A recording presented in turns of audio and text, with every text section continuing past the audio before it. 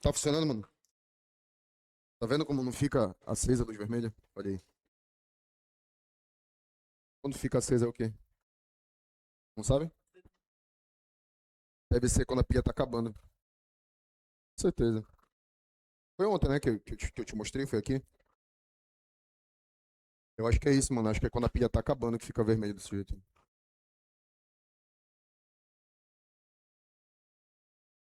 Agora tá saindo? Tá. Puxa, só mancada, pô, olha. É tudo por trás, né? Novamente, boa noite a todos, tá, pessoal? Tanto o pessoal do presencial como também o pessoal do online.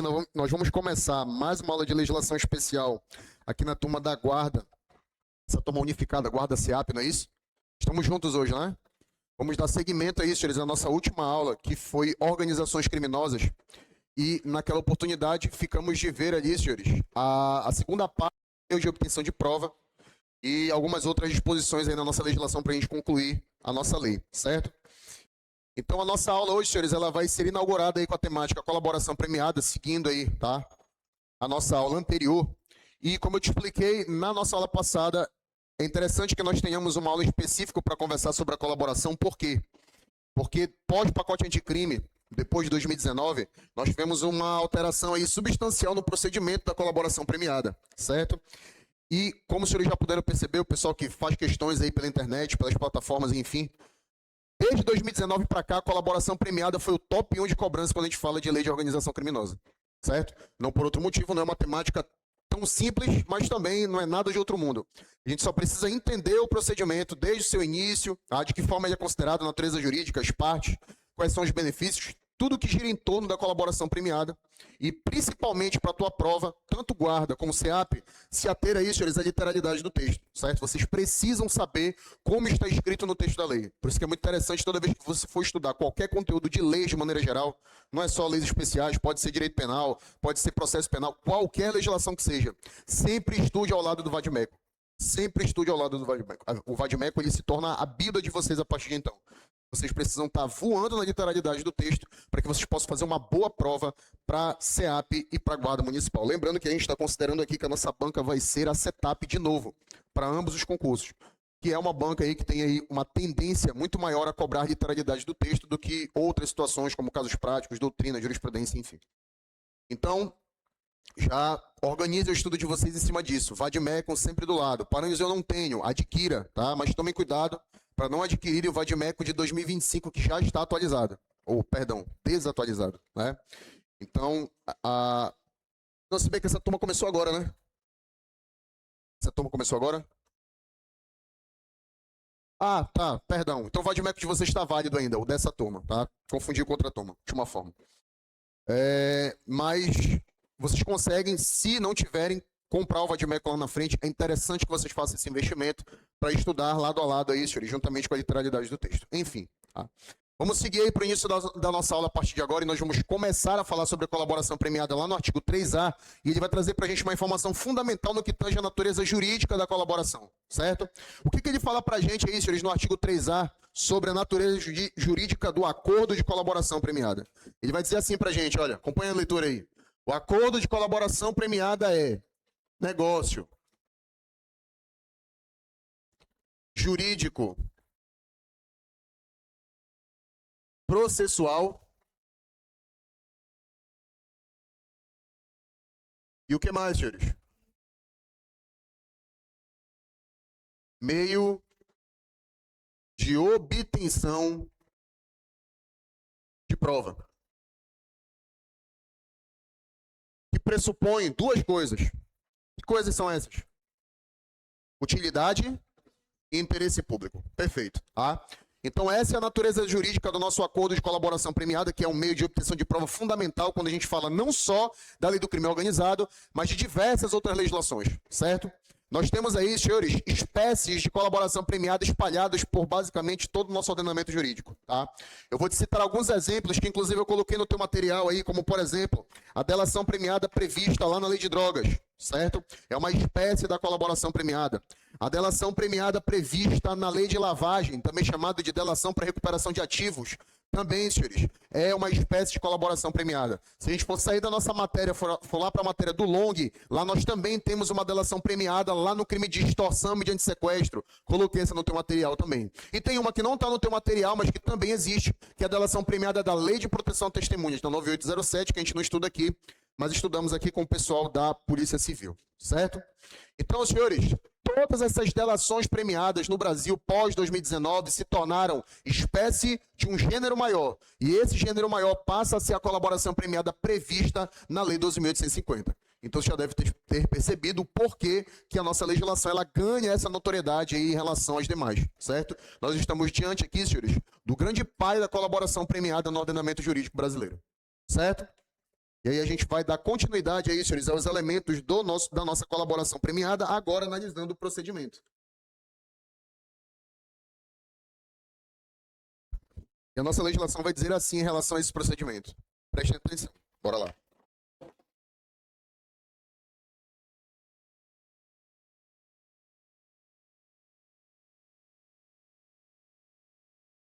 Senhores, quando é que a nossa legislação fala que vai ocorrer o início das negociações?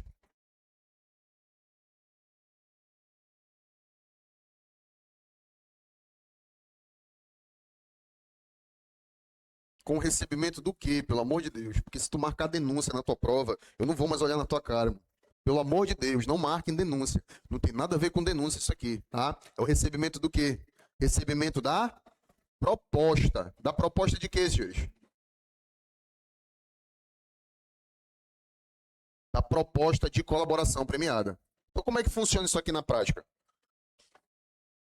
Isso aqui pode ser tanto incentivado pelo Ministério Público ou pelo delegado de polícia, como também ter sido uma decisão tomada de maneira voluntária pelo próprio interessado, ou de maneira espontânea, ou seguindo um conselho do seu advogado, por exemplo. Mas, independentemente de quem parta isso, senhores, esse primeiro passo em relação à nossa colaboração premiada, certo é que o colaborador, tá, ou o pretenso colaborador, aquele ainda não é colaborador de fato, ele vai preparar o que nós chamamos de minuta de acordo, que é basicamente um breve resumo das informações que ele possui, certo? Que ele julga que tem relevância aí à produção da prova naquela determinada investigação.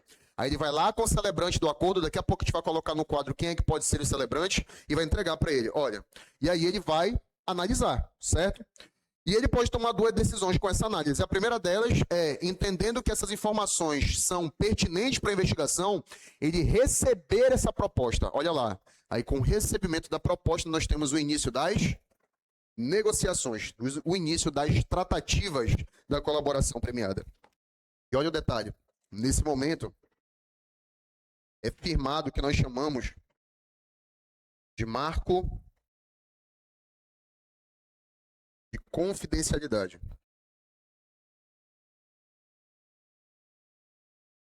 O que isso significa?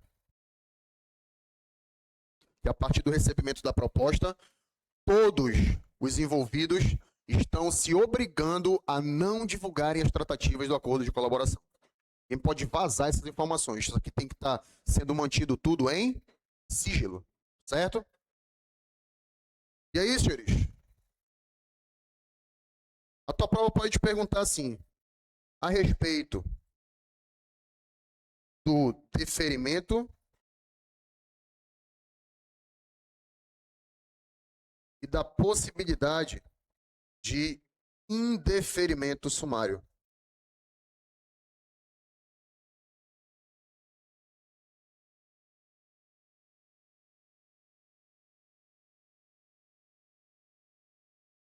Se a proposta for deferida por parte do celebrante, o que vai acontecer aí, senhores? Seguindo aí a nossa legislação. Nós vamos prosseguir com as tratativas, prosseguir com a negociação,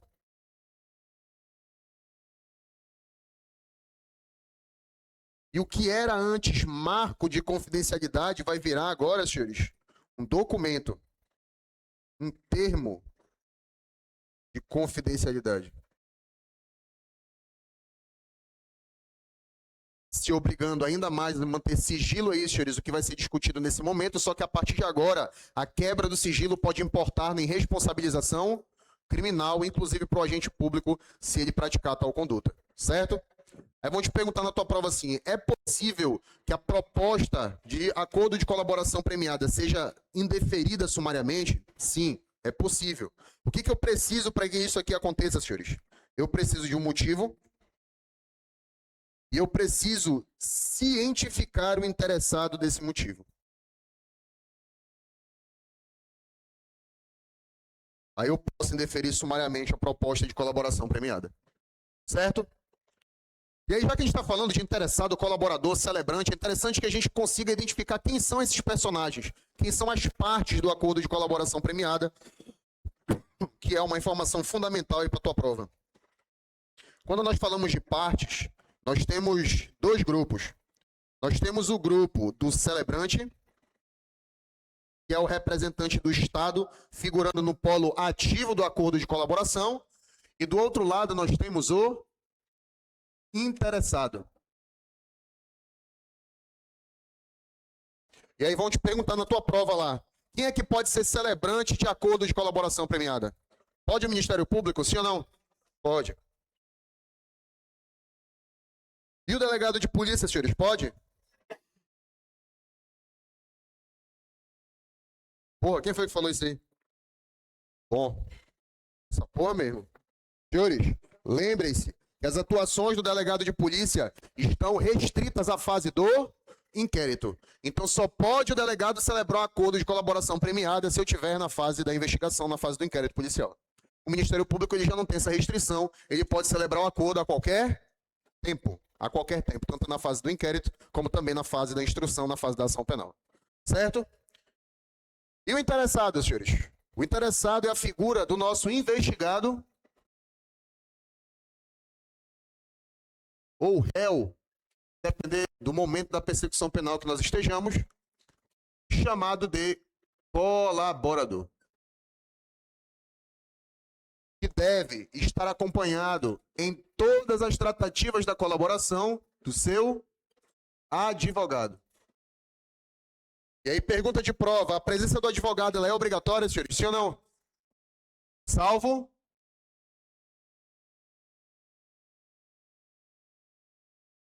Bora, polícia, salvo? Não tem ressalva?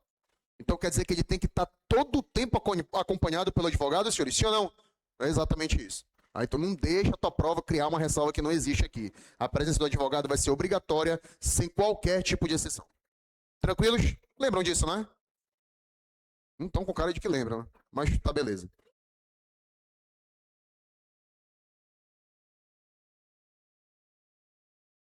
Bora lá, senhores. Interessante citar a postura do juiz dentro da colaboração premiada nesse momento. Você já deve ter percebido que ele não aparece como parte do acordo, certo? E por que ele não é parte do acordo? Porque ele não pode ser diretamente interessado na demanda. O juiz ele tem que ser uma figura equidistante das partes. Ou seja, ele tem que se manter imparcial em relação aos interesses de A ou de B, certo? Por isso que ele não é classificado como parte, tá? Ele vai ser o responsável por julgar a demanda, certo? E não por interesse em lado A ou em lado B. Tá? Tanto por isso que a nossa legislação afirma que o juiz ele não participa das tratativas do acordo de colaboração.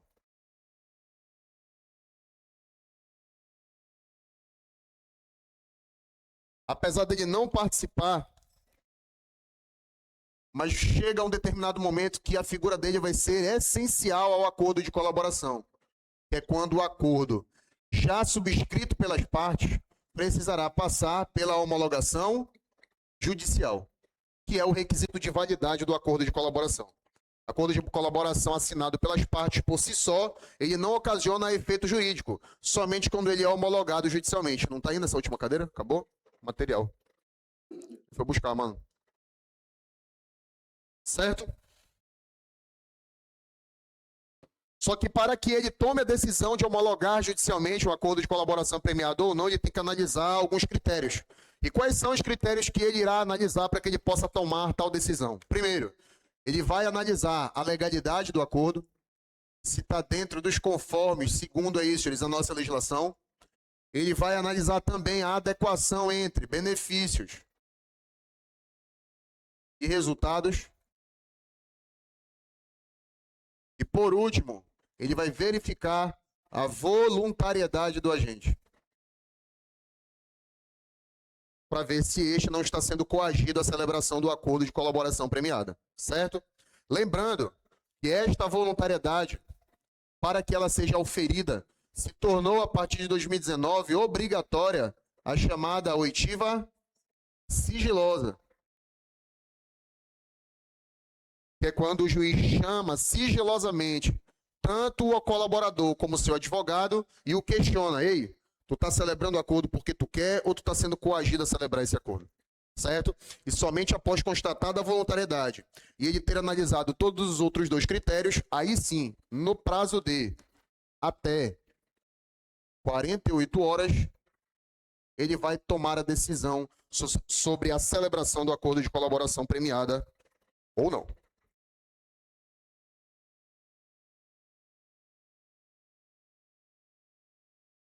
Certo, senhores? E se o juiz não recorrer, cabe recurso? E aí? Se o juiz não homologar, cabe recurso? Cabe ou não cabe? Eu falei juiz recorrer ou juiz homologar? Homologar, né? Tá. Se o juiz homologar, cabe recurso? E se ele não homologar? Senhores, só cabe recurso se ele não homologar. Beleza? Tanto que a própria legislação fala que são nulas de pleno direito qualquer tipo de previsão que, quando a gente assine o acordo, ele esteja renunciando ao direito de impugnar uma decisão homologatória. O que isso significa? Eu não posso ter uma cláusula, um artigo no meu contrato, no meu acordo de colaboração premiada que diga que eu estou renunciando ao direito de recorrer à decisão que homologa o acordo ou não, certo? Então, inclusive esse dispositivo, a gente vai fazer uma questão que cobre ele a literalidade logo mais. Quando ele é cobrado em prova, normalmente a gente só copia e cola na literalidade do texto, muda uma palavrinha ou outra, tornando o nosso item errado ou mantendo do jeito que está, tornando ele correto, certo? Mas é interessante que os senhores saibam aí que esse dispositivo ele existe. Daqui a pouco a gente vai ver isso aí nas questões, tá? Avançando, senhores. Agora falando sobre o que a colaboração premiada deve resultar nas investigações e no processo para que o agente possa ser beneficiado.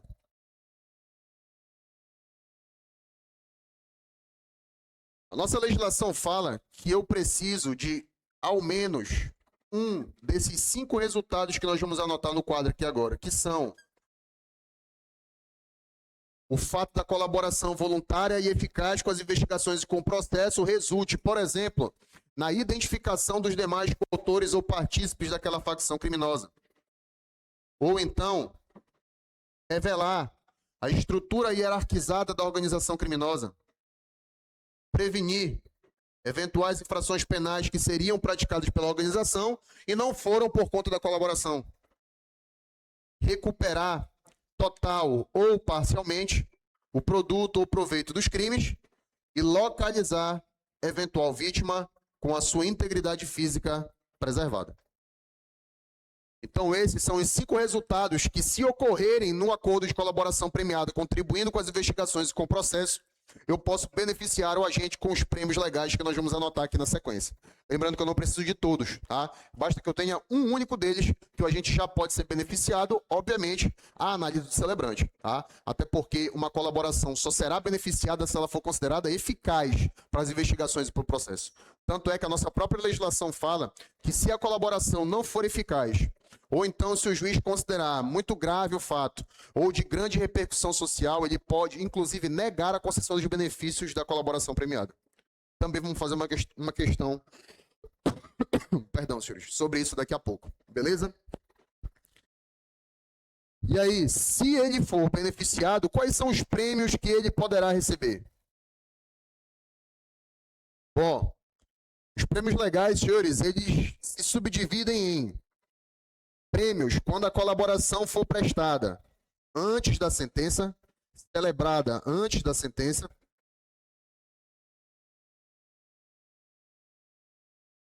e quando ela for após. Quando for antes, quais são os benefícios que o agente pode receber aí a título de prêmio legal?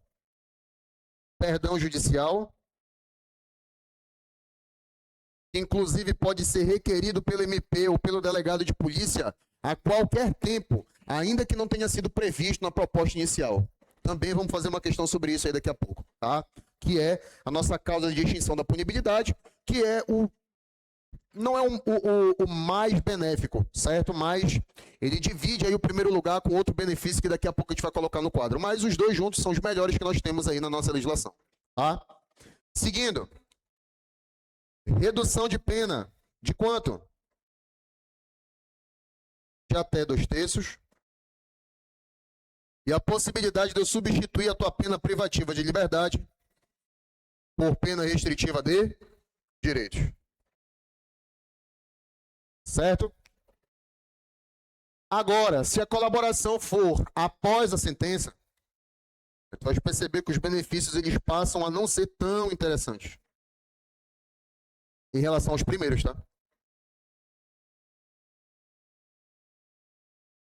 E quais são os benefícios quando a colaboração é após a sentença? Redução de pena limitada a metade,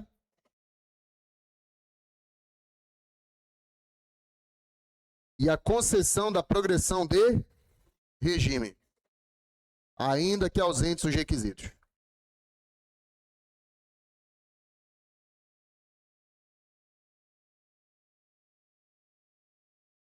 Mas esses são os únicos benefícios, senhores? Não, não são. Lembrando que nós temos, além destes, o chamado perdão ministerial. É uma exceção ao princípio da obrigatoriedade da ação penal, em que, ainda que o Ministério Público possua indícios de autoria e prova de materialidade, e todas as outras condições da ação, ele pode, a título de benefício, não denunciar aquele agente. Ou seja, o processo contra ele sequer se inicia. Então, junto com o perdão judicial, o perdão ministerial é o melhor benefício que nós temos, certo? O que, obviamente, não significa que o cara não pode ser chamado no processo para ser ouvido, como testemunha, por exemplo, tá? Mas ele não se torna réu daquele processo em específico, tá? Só que, obviamente, como é o melhor benefício, ele não pode ser aplicado em qualquer situação, tá? Ele somente vai ser aplicado na hipótese do colaborador ter sido o primeiro a manifestar interesse em colaborar,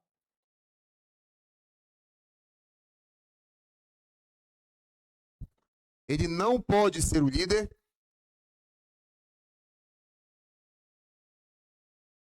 e ele deve me apresentar fatos novos. E o que são fatos novos? Fatos que não estavam sendo investigados anteriormente, certo? Fatos que as instituições policiais, por exemplo, o Ministério Público, por exemplo, sequer sabiam que aquela organização estava praticando. Aí ele vai lá, apresenta provas que corroboram com isso, ele pode ser beneficiado com o perdão ministerial, certo? Ainda dentro do nosso acordo, senhores,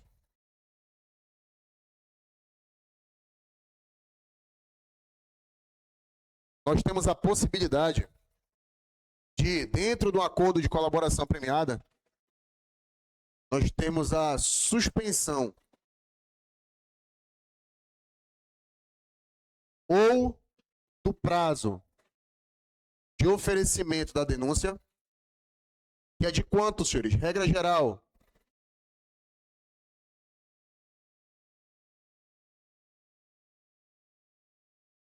5 dias se o investigado estiver preso e 15 dias se ele estiver solto. Perfeito. Eu posso suspender o andamento desse prazo, certo? Ou então, se o processo já tiver sido iniciado, eu posso suspender o próprio andamento do processo. Quem é que vai pedir por isso aí, senhores? O Ministério Público.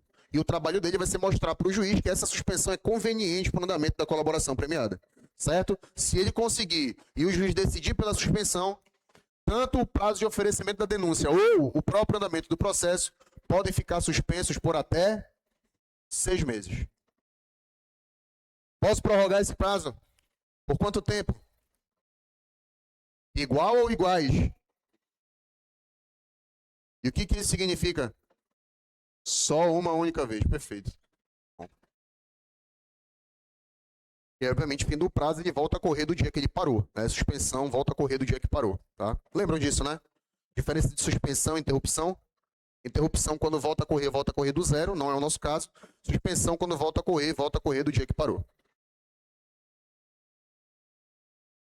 É possível a retratação do acordo de colaboração premiada, sim ou não? E o que seria se retratar do acordo? É você ou retirar partes da tua colaboração, de coisas que tu falou. Olha, eu quero retirar isso aqui. Falei que o Vinícius estava fazendo tal coisa, tal dia com fulano de tal. Eu quero que essa parte do acordo saia. Ele pode fazer isso? Não só pode fazer isso, como ele também pode se retratar de todo o acordo. Olha, não quero mais o acordo de colaboração. Certo?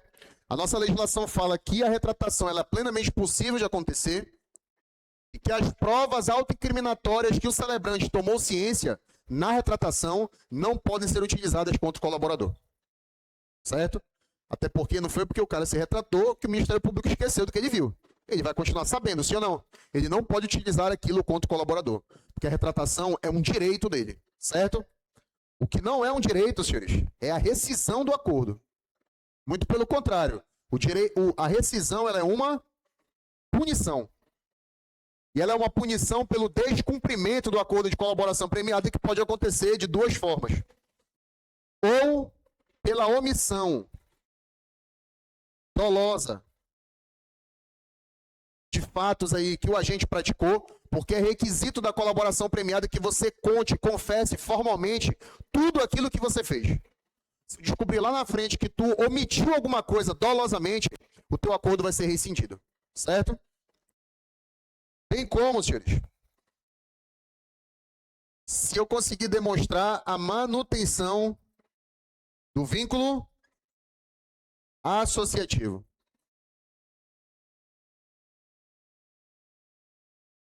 Porque também é requisito do acordo de colaboração premiada que você cesse o seu envolvimento com as práticas criminosas. Se eu conseguir demonstrar que tu ainda mantém vínculo com a facção, você pode ter o seu acordo rescindido. E qual é a consequência da rescisão do acordo? Vai perder todos os benefícios. Ah, para de mostrar sem branco, eu já estava na merda mesmo. Né? Perder todos os benefícios, Brasil. Sim ou não, senhores? Não, porque ele não vai perder só os benefícios. O que ele vai perder também? O direito às informações, certo? Em contrapartida da retratação, que aqui eu não posso utilizar as informações autoincriminatórias contra o colaborador, na hipótese de rescisão, tudo aquilo que ele contou, que ele apresentou provas, podem ser utilizadas inclusive contra ele. Então não é só a perda dos benefícios, mas isso aqui pode criar um prejuízo de sobremaneira para ele nas investigações e no processo, principalmente no processo, com a possibilidade muito grande dele ser condenado, inclusive, a depender do caso. Certo? Tudo isso para desaconselhar ele a descumprir o acordo. Tranquilo, senhores? Alguma dúvida a respeito da nossa colaboração premiada? Não? Tranquilos? Bora para o próximo meio de obtenção de prova, saindo da colaboração agora. E vamos conversar sobre acesso a, vamos lá, dados cadastrais. Lembra disso, né?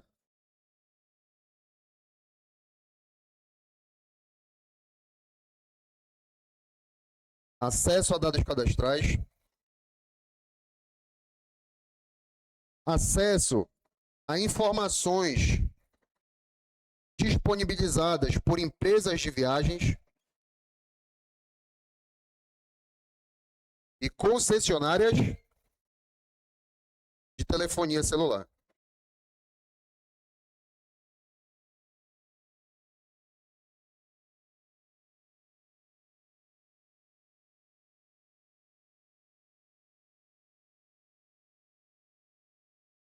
Então, quando eu estou investigando ou processando uma facção criminosa e essas informações elas passam a ser importantes para a investigação e para o processo, eu posso solicitar a instituições que elas me entreguem essa informação, tá? E, inclusive, daqui a pouco eu vou te mostrar que elas têm a obrigação de me fornecer essas informações sob pena de responder criminalmente no Brasil, certo? Quando a gente fala de dados cadastrais, isso aqui se refere a quê, senhores? São dados que dizem respeito exclusivamente à qualificação da pessoa. E o que é qualificação? É o teu nome, a tua filiação, é o teu endereço, certo? Informações básicas que a gente preenche em qualquer cadastro desse aí hoje em dia na internet, certo? Essas informações, senhores, elas devem ser entregues por instituições privadas, como, por exemplo, concessionárias de cartão de crédito, administradoras de cartão de crédito, tá? Ou até mesmo a própria Justiça Eleitoral. Se, por exemplo, o Ministério Público solicitar, ou então o delegado de polícia. Aí tu poderia me dizer assim, pô, beleza, para eles podem solicitar, só que só se eles apresentarem uma ordem judicial. Sim ou não? Não, senhores. Acesso a dados cadastrais é sem ordem do juiz. Então, se você trabalha numa administradora de cartão de crédito, por exemplo, e um delegado de polícia chega e te solicita dados cadastrais de uma determinada pessoa que está sendo alvo de uma investigação, entregue. Ele vai te apresentar um ofício formal, obviamente, solicitando essas informações, não é de boca, certo? Ele vai te apresentar um ofício formal solicitando aquelas informações e a partir de então você tem a obrigação de entregar. Porque senão você pode responder pelo crime previsto lá no artigo 21 da Lei do Crime Organizado, abre teu material lá no 21. Eu acho que é só virar uma página, salvo engano. Ou não, é na mesma página? Tá na mesma, né? Perfeito. Qual é o crime aí? Recusar ou omitir dados cadastrais. É um crime, inclusive, punido com reclusão. De 6 meses a 2 anos, não é isso? Perfeito. Ainda tem a multa. Hã? Ah, Paranhos, mas o meu gerente mandou eu não entregar. Então manda o teu gerente ir lá. Falar para ele, eu não vou entregar. Sobre empresas de viagem, senhores, quais são as informações que nós vamos solicitar aqui? Bancos de dados, reservas e registros de viagens. Basicamente eu quero saber para onde esse cara vai, ou para onde ele pretende ir, ou então para onde ele já foi, certo? Isso pode ser fundamental para a investigação. Por exemplo, vai que ele comprou uma passagem para fora do país. Se o cara está sendo processado por organizações criminosas e ele compra uma passagem para fora do país, o que isso aqui pode me sinalizar, senhores? Que esse cara está tentando fugir. E essa fuga pode embasar a decretação da prisão preventiva, certo? Então é fundamental que nós saibamos essas informações aí, beleza? Só que quando a gente fala de empresas de viagens, aí ele já coloca o juiz aqui no meio, que também pode solicitar.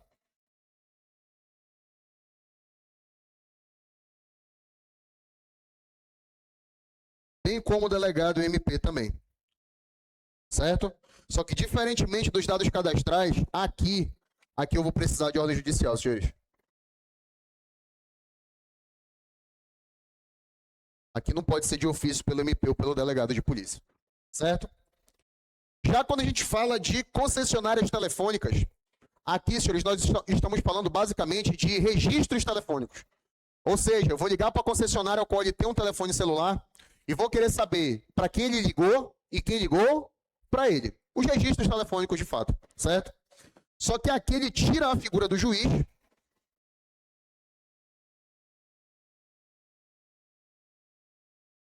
e mantém o MP e o delegado. Porque aqui eu já estou falando de quebra de sigilo telefônico. Em tese, na quebra de sigilo telefônico, o juiz ele não pode agir de ofício. Certo? Então aqui, senhores, nessa situação, ele tira a figura do juiz, mas também exige o quê? Ordem judicial. Se é quebra de sigilo, tem ordem judicial, senhores. Sigilo telefônico, sigilo bancário, sigilo fiscal, tudo isso exige ordem judicial. Tá? Nenhuma autoridade, Ministério Público ou delegado de polícia pode quebrar isso aí de ofício. Certo? Além disso, a nossa legislação fala que essas empresas, tanto as de viagens como as concessionárias telefônicas, elas devem manter essas informações em bancos de dados, certo? Armazenados para possíveis consultas, certo? E essas informações elas devem ser mantidas em bancos de dados por quanto tempo aí, senhores? 5 anos. É o prazo que eles têm que manter essas informações.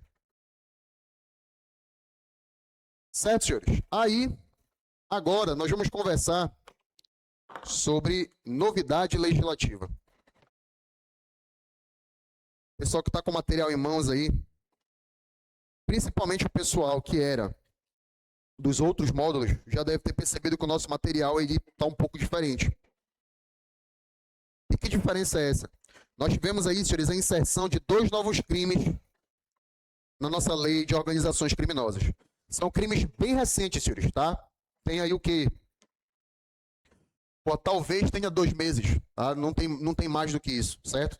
Então, são as nossas disposições mais novas aí previstas na lei de organização criminosa. Isso aqui ainda não é a PL antifacção, certo?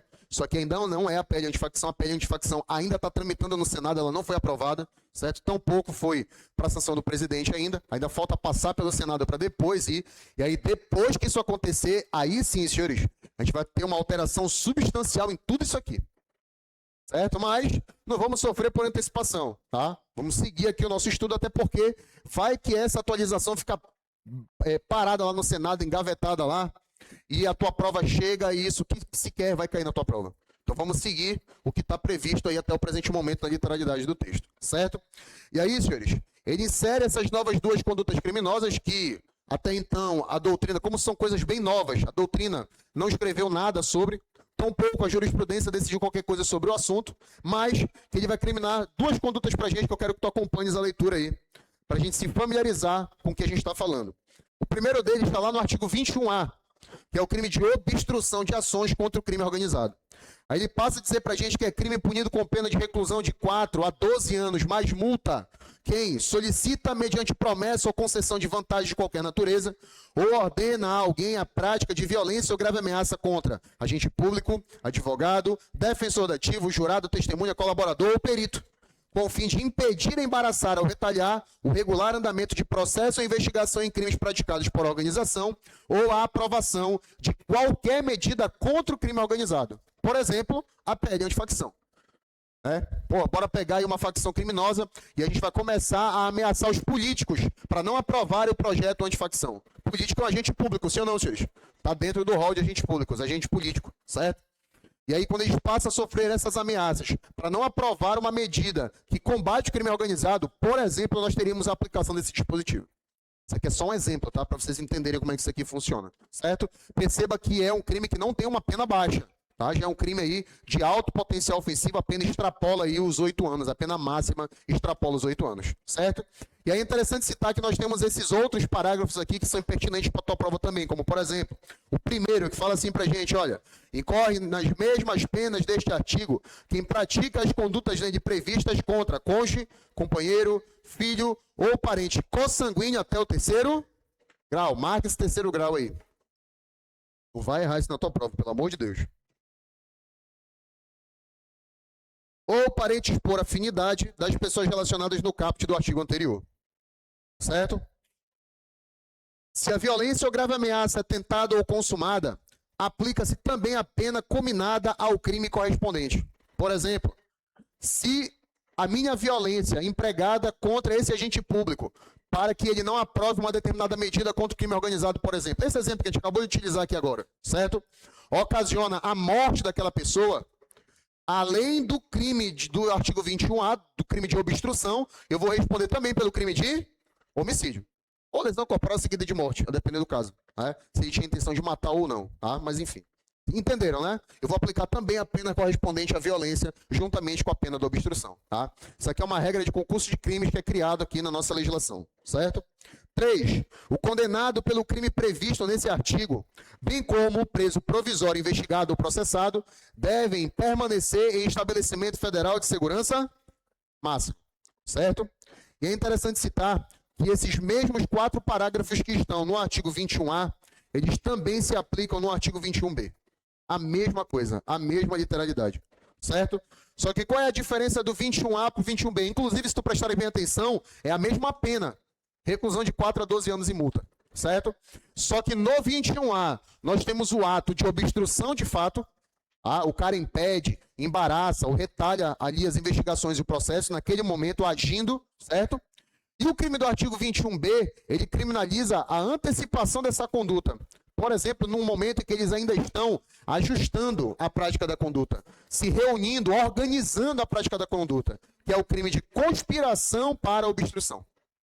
Certo? Então nós temos essas 2 novas modalidades criminosas.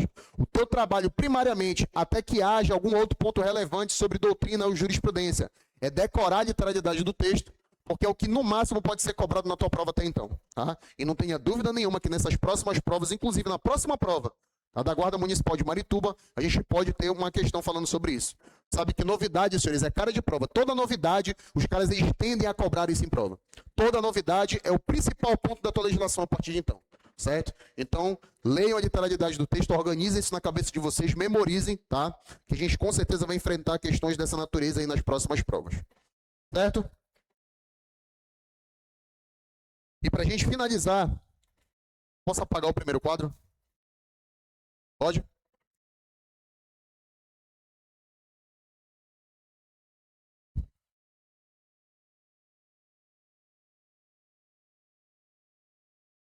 Já tiraram?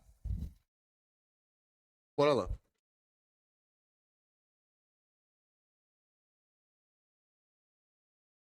Costumando a foto aí no grupo de vocês. Tem grupo aqui? Tem grupo aqui? Você não tem o grupo da turma. São desunidos, né? Fizeram um grupo aqui. Da galera, hein? Eu acho que é o grupo oficial, né? O fechado do Elite. O Elite fala. É, né? Ah, tem uma separada, né? Tem só as panelinhas, né? É, pô, verdade. Porra, parente não me entrega. Eu tô no grupo, mas não é todo mundo que tá. Mas também não pode fazer igual o aluno que tinha aqui. Ele tirava a foto do quadro e falava assim, não, vou mandar no grupo pra vocês lá. Ele tirava uma foto toda embaçada, pô, mandava no grupo, tipo, os caras não estudarem, olha.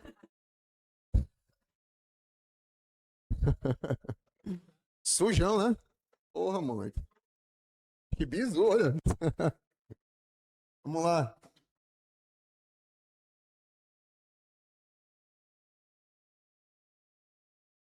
Senhores, para a gente concluir, nós temos aí uma disposição em relação ao prazo previsto para o término da instrução.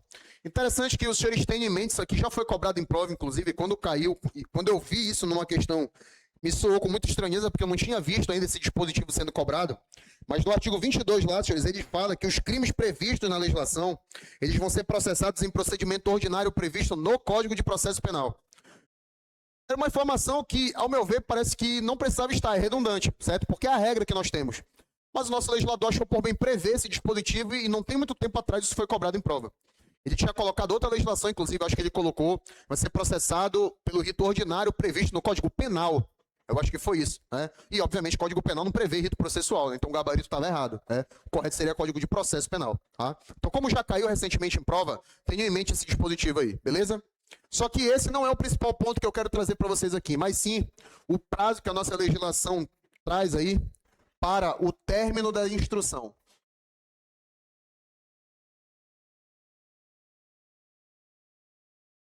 Quando eu falo de instrução, eu estou falando do que, senhores? Do processo, não é isso? A nossa legislação fala que o processo precisa terminar. Olha lá o detalhe fundamental para a tua prova. Quando o réu estiver preso, em quantos dias? 120 dias. Posso prorrogar esses 120 dias, senhores? Por quanto tempo?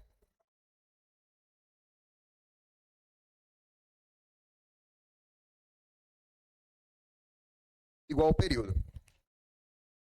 Mas e aí, essa prorrogação é conforme aí o bel prazer do juiz? Ou do Ministério Público? Não. Eu tenho duas hipóteses que eu posso prorrogar. Quais são essas hipóteses? Complexidade da matéria, certo?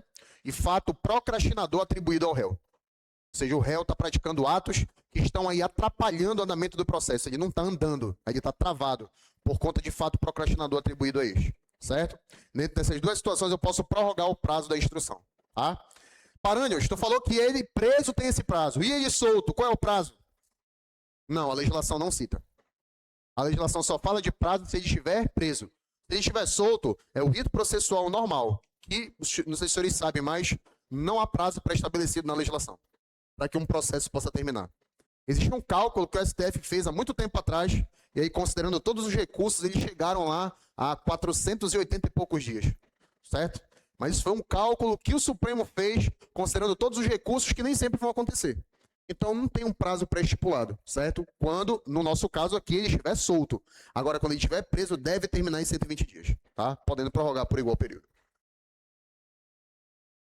E por último, para a gente fazer nossas questões, vamos falar agora de acesso aos autos de investigação. Essa temática aqui, senhores, ela é regulada por uma súmula que nós estudamos lá em processo penal. Eu passo lá na aula de inquérito. O pessoal que fez o mini curso de processo comigo aí deve lembrar, tá? A gente conversa sobre essa súmula no inquérito policial, não por outro motivo, aqui a gente está falando do acesso ao inquérito, que deve ser aí viabilizado ao advogado da gente, certo? E essa súmula, senhores, é a súmula vinculante número 14 do Supremo Tribunal Federal. Que fala pra gente assim, eu coloquei a literalidade dessa súmula aí no teu material? Só me confirma aí pra mim, por gentileza. Não coloquei, não coloquei, tá? Mas escutem aí, vou falar para vocês, tá? É direito do defensor, no interesse do representado, ter acesso amplo aos elementos de prova que já foram produzidos em procedimento investigativo com o órgão de competência de polícia judiciária, desde que, obviamente, isso diga respeito ao direito de defesa. Então, quando um advogado chega numa delegacia, em que ele sabe que o inquérito do seu cliente está tramitando ali, e ele pede para o delegado o acesso aos autos daquela investigação, o delegado não só pode, como deve entregar as cópias daqueles autos para o advogado. Só que tomem cuidado, e quando eu falo de autos, é somente daquilo que já está documentado. Ou seja, diligências que estão em andamento, eu não tenho a obrigação de entregar. Certo? Eu não vou dizer para o advogado do cara que ele está passando por uma interceptação telefônica. Tem sentido, senhores? Não tem sentido nenhum. Então, o que está em andamento, eu não sou obrigado a dizer. Agora, o que já foi concluso e está apensado nos autos do inquérito, eu tenho a obrigação de entregar. Porque se eu não entregar, eu posso responder pelo quê? Artigo 32 da Lei de Abuso de Autoridade. Negar acesso ao advogado investigado dos autos, parará. Certo? Só que a nossa lei do crime organizado fala assim pra gente, olha, se o juiz levantar o sigilo das investigações,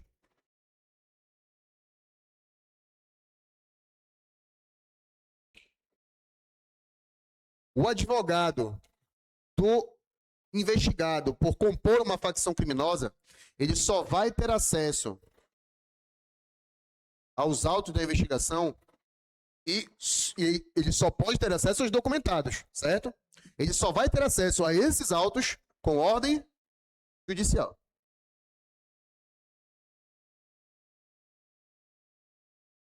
Certo? Então ele cria uma restrição aqui nessa situação, tá? Para que ele só tenha acesso com ordem judicial por conta aí da relevância das investigações que envolvem facções criminosas no país. Tranquilo, senhores? É interessante citar para vocês esse parágrafo único aí do artigo 23, que traz uma informação importante. Olha lá. Ainda que eu tenha o sigilo das investigações, tá?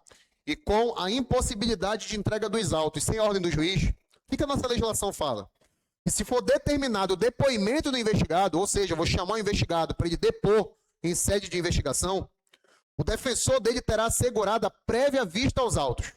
Então ele foi chamado a depor, eu tenho que enviar previamente para ele todos os autos de investigação, para que ele possa analisar toda a investigação e preparar a sua defesa para que ele possa depor. Todos entenderam por que isso acontece, né? Em quanto tempo eu tenho que enviar esses autos para o advogado? 3 dias de antecedência. 3 dias antes do depoimento dele.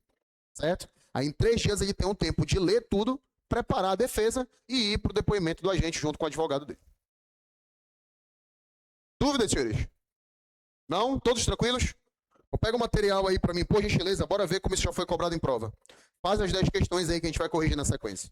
Fico na guarda de vocês, bora lá.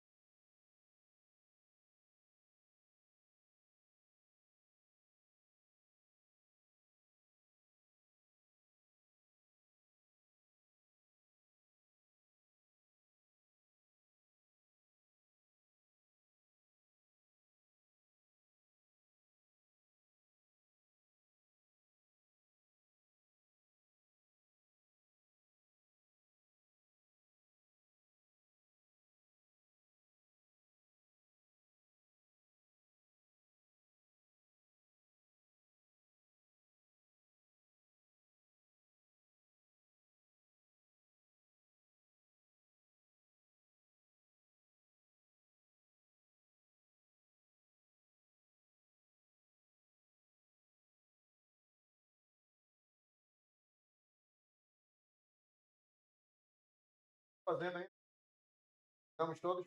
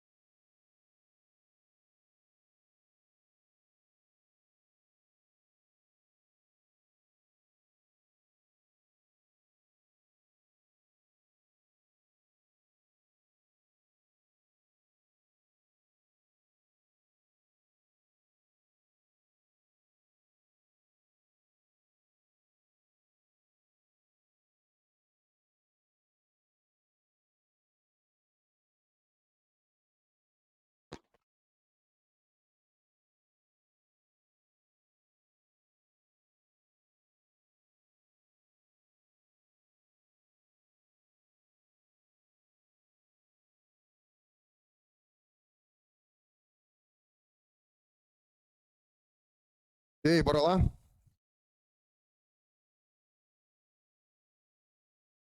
Primeira questão. Juiz participa das tratativas do acordo, senhores? Sim ou não? Primeiro item está errado. Pode ter retratação do acordo de colaboração, sim ou não, senhores? Pode, a segunda está errada. E o único item correto, que é o 3, gabarito da primeira questão, letra B. Para que o colaborador se beneficie da proposta de acordo, ele deverá contribuir de maneira efetiva para a coleta de provas, não bastando a simples confissão e incriminação de terceiros. É esperado também que o colaborador se afaste das práticas delitivas. Era o único item correto, gabarito letra B. 2. Considera-se a organização criminosa a associação de 3 ou mais. Tu não vai errar isso aqui na tua prova, né? No mínimo, 4 participantes. Está fora o item 1. A lei também é aplicável a organizações terroristas, entendidas como aquelas voltadas a práticas de atos de terrorismo legalmente definidos. Certo ou errado? Certo, item 2 está correto. 3. No âmbito da colaboração premiada, são nulas de pleno direito as previsões de renúncia ao direito de impugnar a decisão homologatória. Falamos sobre isso ainda há pouco. Está correto também. E o 4. A infiltração de agentes consiste em retardar a intervenção policial. Retardar a infiltração de agentes ou ação controlada, senhores?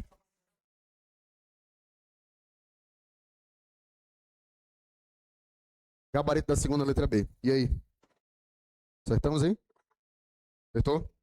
Com certeza? 3.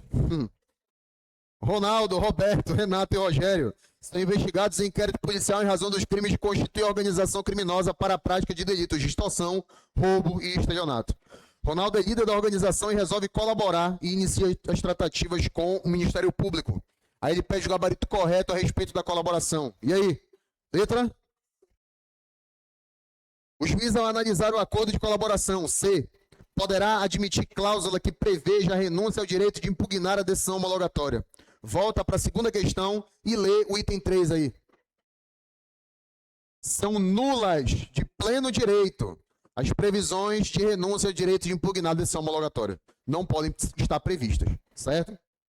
Então está fora a letra C. Gabarito, letra? O juiz poderá reduzir de até metade ou admitir a progressão de regime, ainda que ausentes os requisitos objetivos, se a colaboração for posterior, for após a sentença. Terceira questão, gabarito letra A. Se você recusar ou omitir dados cadastrais, você responde por desobediência, senhores? Disposto no Código Penal? Não, quarta questão está errado. Puxa uma seta e anota aí. Responde pelo artigo 21 da Lei 12.850. É crime específico da Lei de Organização Criminosa. Tá?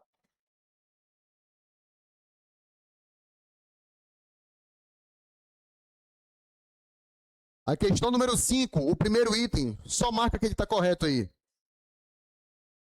Tá? É uma legislação que não está prevista no teu edital.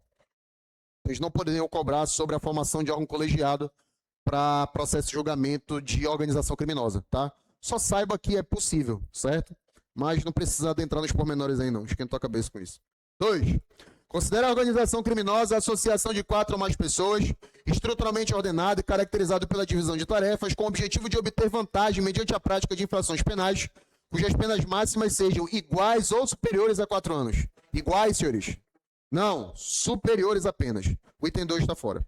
E 3, em caso de celebração de acordo de colaboração premiada, considerando a relevância da cooperação prestada, o MP a qualquer tempo e o delegado de polícia nos autos do inquérito poderão requerer ou representar ao juiz a concessão do perdão judicial ao colaborador, ainda que esse benefício não tenha sido previsto na proposta inicial. O item 3 também está correto.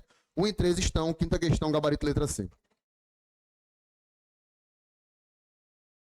Sexta questão, senhores, ele pede o gabarito incorreto. O que está errado aí? Na hipótese de não ser celebrado o acordo por iniciativa do celebrante, este poderá se valer das informações ou provas apresentadas pelo colaborador de boa fé para qualquer outra finalidade.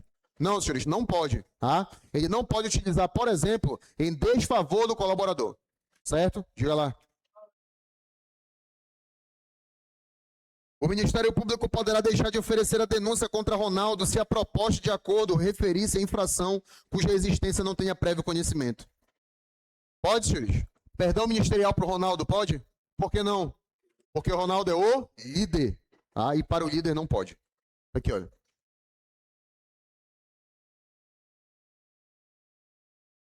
Sexta questão aí. Marcamos, né? Marcamos. Sétima. A Lei 13.964, que foi chamada de pacote anticrime, ela alterou a nossa lei do crime organizado. E, dentre essas alterações, a nossa sétima questão, ela pede aí, senhores, aquelas que se referem sobre a colaboração premiada em si. Na sétima questão, o que vocês marcaram como gabarito correto aí? Alguém marcou letra A?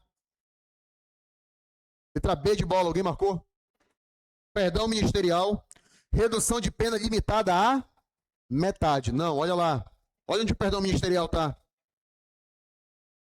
Se ele está aqui em cima, a redução de pena é limitada a quanto? A 2/3, não a metade. Certo? Não pode ser a letra B. Alguém marcou letra C? Letra D de dado. Não homologação pelo juízo dos benefícios acordados diante da repercussão social do fato criminoso. Falamos sobre isso ainda há pouco também. Oitava. Caio, preso preventivamente há 12 meses, informa seu advogado sobre o interesse em celebrar um acordo de colaboração premiada com os órgãos públicos competentes, buscando, em alguma medida, atenuar uma futura responsabilização penal. Segundo as disposições da lei, é correto afirmar que... E aí, meus amigos, gabarito? Alguém marcou letra A? Alguém marcou letra C? Marcou C aí? O colaborador poderá ser ouvido em juízo a requerimento das partes ou por iniciativa da autoridade judicial, salvo se beneficiado por perdão judicial ou não denunciado. Dessa ressalva em diante, pode riscar tudo. Ela não existe. Ele pode sim ser ouvido em juízo, como, por exemplo, testemunha. Certo? Alguém marcou letra D? Não? Ninguém? Letra E. Gabarito letra B.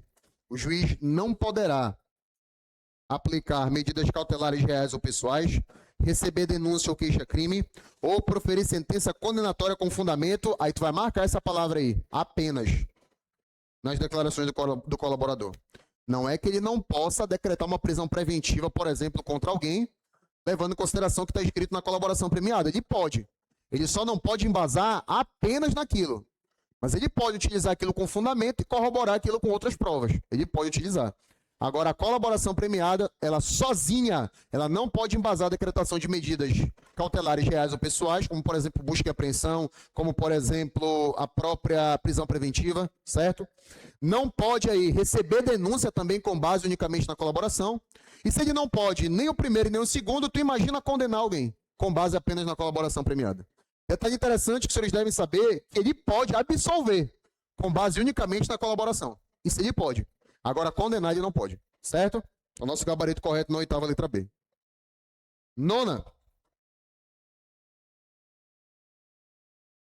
E aí? Alguém marcou letra A ou B? Não? Letra C ou E de escola? Gabarito letra D. Para a formulação do acordo de colaboração premiada é vedada a participação da autoridade judiciária. Essa aqui, se tu errasse também, eu ia sair meio chateado daqui hoje. Porque essa, inclusive, está escrita no quadro. E aí, meus amigos? Tranquilos? O que é que tá doendo aí, mano? Péssima questão. Sobre a colaboração premiada, é lícito afirmar que... E aí, gabarito? Todos foram nascer? Em hipóteses específicas previstas em lei, o Ministério Público poderá deixar de oferecer denúncia como parte do acordo. Quando? Aqui, olha. Perdão ministerial. Gabarito da 10ª letra C. E aí, difícil? Não é difícil, né? Ainda mais pro pessoal que já tá aí. Pera aí, Fresco, eu não terminei a aula ainda. Tô dizendo. O pessoal que já está assistindo essa aula aí, já há vários módulos, não é uma legislação tão complexa, a gente está só revisando, certo? O pessoal que está pegando esse conhecimento agora, revisa o material de vocês, refaça as questões e qualquer dúvida, até dia 24 eu estou aqui com os senhores, beleza? Forte abraço e até a próxima. Agora sim, vem.